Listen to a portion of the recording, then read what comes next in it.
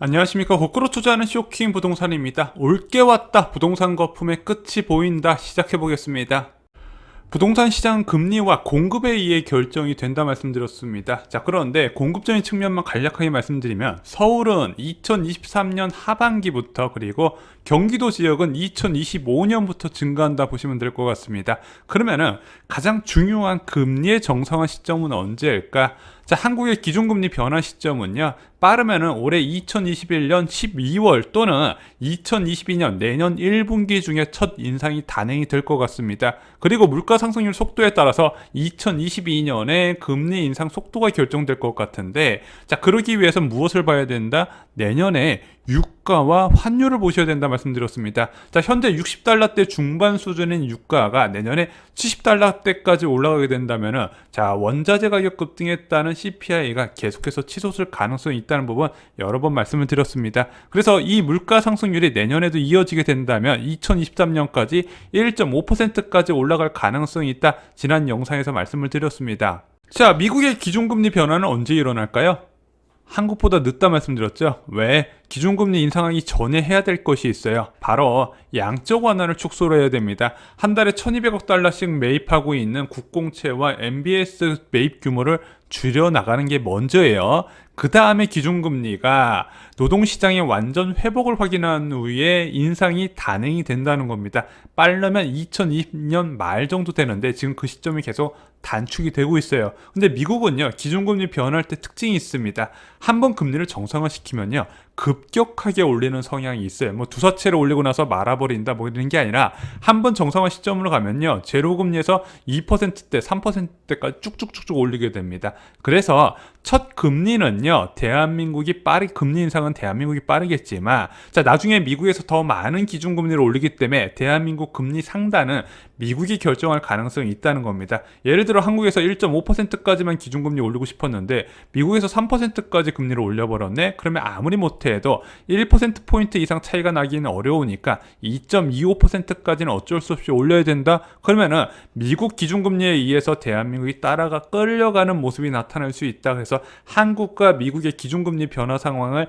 같이 보셔야 된다 말씀을 드렸습니다. 자, 그런데 4월 FOMC 회의록이 공개되면서 큰 파장을 불렀습니다. 좀 내용 살펴볼게요. 상당수의 연준 위원이 경제가 목표를 향해 진전을 나타냈다면 자산 매입 속도 조절 논의가 적절하다는 의사를 표명을 했습니다. 다만 현재 통화정책 스탠스는 적절하며 자산 매입 축소 전에 시장에 충분한 사전 신호를 발산해야 된다고 피력을 했습니다. 자, 그동안의 테이퍼링이라는 이름이 연준 회의 의사록을 통해서 나타난 게 아니라 그냥 언론 통해서, 아니면은 기자들의 질문을 통해서 이제 테이퍼링이라는 부분이 언급이 됐는데, 처음으로 의사록에 테이퍼링이 언급이 된 겁니다. 또한 다수의 위원은 인플레이션 압력의 경제활동 재개와 일시적 변목 현상으로 높아지겠지만 다시 완화될 것이로 전망, 일시적인 물가 상승이라고 보는 건 맞는데, 일부 위원들이 정책 대응 여건이 마련되지 않은 반갑지 않은 수준까지 높아질 수 있다고 경고를 했습니다. 일시적인 물가 상승률도 굉장히 높아질 수 있고, 그 이후에 높아진 이후에 좀 완화된다 하더라도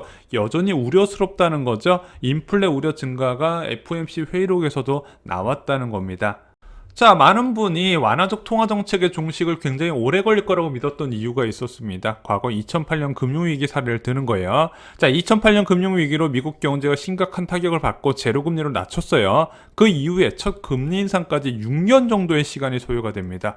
그리고 나서 첫 인상 이후에 두 번째 인상까지 또 1년이나 시간을 또 끌어요. 한마디로 7년 정도 이후에 본격적인 금리 인상에 나선다는 겁니다. 테이퍼링도 똑같아요. 테이퍼링도 무려 4년 정도 지난 이후에 첫 테이퍼링 신호가 나왔다는 겁니다. 자, 코로나19 이후에 연준 위원들도 완화적 통화정책 스탠스를 지속하는 입장을 내놓는 것도, 자, 이런 주장을 뒷받침해 줬었던 부분이죠. 자, 이를 근거로 급증하는 유동성을 믿고 자산시장 쏠림이 계속해서 발생을 했습니다. 그래서 가상화폐 시장과 증시, 그리고 부동산 시장까지 전부 다 과열 현상이 나타나고 있는데, 미국보다 대한민국이 훨씬 더 심각한 상황이라고 말씀드렸죠. 자, 그런데 금융위기 때와 다른 점이 있습니다. 뭐 첫 번째, 예상보다 경제가 너무 빠르게 회복된다는 거죠. 자, 2008년 금융위기 이후에 미국의 실업률이 고점을 찍고 절반 수준까지 하락하는데 7년 정도의 시간이 소요가 됩니다. 그래서 왜 미국에서 금융위기 이후에 제로금리를 오랫동안 유지했냐? 고용시장이 회복이 안 됐기 때문에 제로금리를 유지할 수 있었던 겁니다. 자, 그런데 이번 코로나19에서 실업률이 크게 치솟았죠. 무려 14.7%까지 치솟았습니다. 문제는 실업률이 고점에서 절반 수준으로 하락하는데 6개월밖에 안 걸렸다는 거예요. 7년 소요됐던 것이 6개월로 줄어들었다는 겁니다.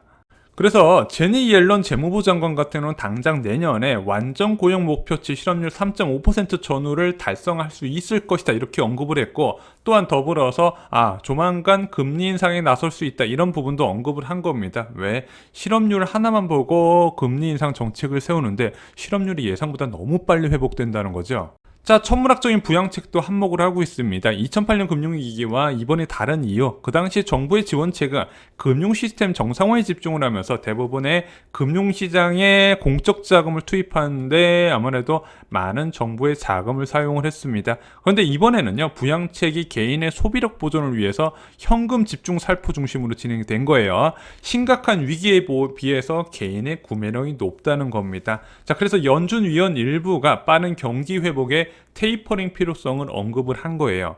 자, 그런데 또 문제가 있습니다. 2018년 하반기부터 진행된 미중 무역전쟁이 지금 문제를 일으키고 있는 거예요. 왜?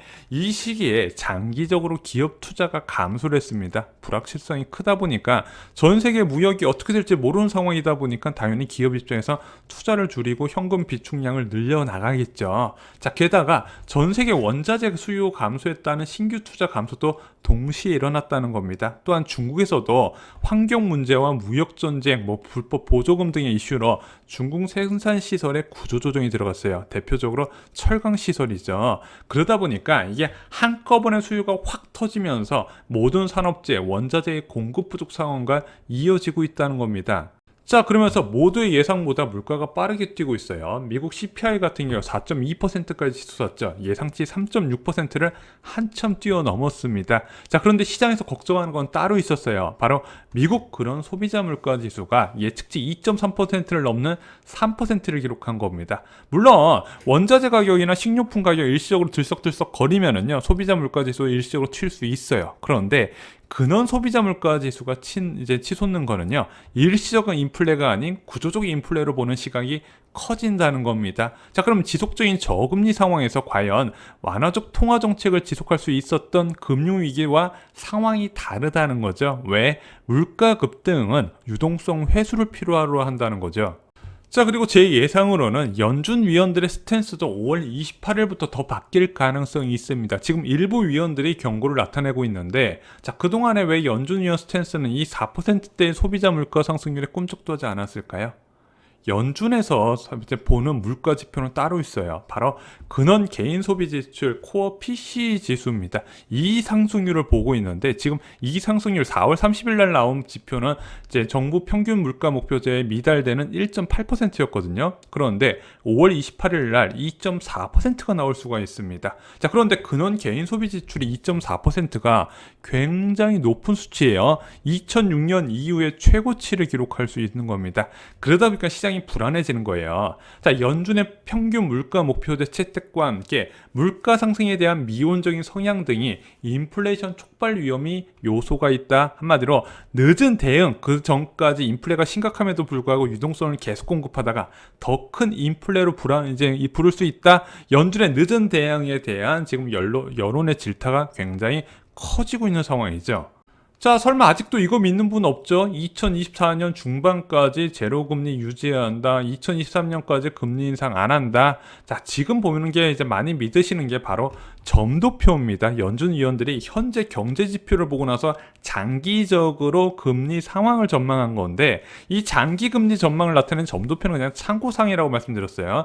그때 경제 지표 나와야 됩니다. 자, 그런데 계속 강조드렸지만 한 번 찾아온 인플레는요, 대규모 위기 없이 진정이 안 되더라. 그리고 인플레 지속과 완화적 통화정책 지속은 양립할 수 없다는 부분입니다. 그래서 미국의 금리 인상은 내년 말에도 충분히 가능한 상황이다. 여러 번 강조를 드리고요. 한 번 금리 인상이 시작됐는데 물가 상승이 지속된다면 그 인상 속도도 굉장히 가파라질 수 있다는 거죠.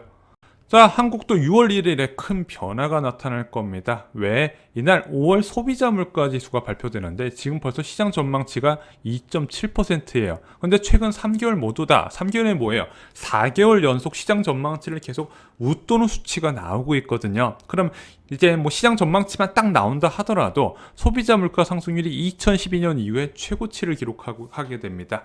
자, 4월 금통위에서 한국은행은요, 대한민국 소비자 물가가 2분기에 2% 내외로 뛸 수 있다 말했습니다. 그런데 2.3%를 찍고 2.7%까지 오르네. 그거는 한국은행 계산에서 벗어난 거거든요. 자, 물가 급등에 대한 한국은행 입장도 점점 난처해질 겁니다. 자, 미국과 한국의 조기 긴축 가능성이 커지고 있습니다. 한국에서는 연내 금리 인상 이야기가 저희가 말씀드렸던 5월 4일 이후에 본격적으로 나오고 있습니다. 그런데 6월 1일 날 2.7%의 소비자 물가 상승률 나오면 또 다시 전망이 앞당겨질 가능성이 있다는 거예요. 자, 지금 연준에서는 올해 테이퍼링 가능성이 계속 커지고 있는 부분입니다. 그러면은 대한민국에서는 언제 이 긴축 가능성에 대한 언급이 있을까? 지금 5월 CPI가 발표된 이후에 첫 한국은행 총재의 행보가 바로 6월 12일 한국은행 71주년 창립 기념사입니다. 자, 이 자리에서 언급될 가능성이 높게 점쳐지고 있습니다. 자, 아직도 부동산의 대세 상승을 믿는 분들이 그렇게 많지는 않을 것 같은데, 그럼에도 불구하고 집을 사고 싶다, 과감하게 투자하고 싶다는 분들은 저는 적어도 6월에서 7월 정도까지는 기다려 보시는 게 좋지 않을까. 금리 인상 신호가 나왔을 때 부동산 시장과 증시가 어떤 식으로 반응할지 한번 보시고 접근하시는 것도 나쁘지는 않다고 생각합니다. 그런데 한국은 물가 요소 말고도 금융 불균형 등의 저금리 부작용이 너무 심각해서 어떤 식으로든 올릴 수밖에 없다는 현상인 거 다 이해하시리라고 믿습니다. 이상으로 쇼킹 부동산 마칩니다. 좋아요, 구독, 공유 꼭 부탁드립니다. 감사합니다.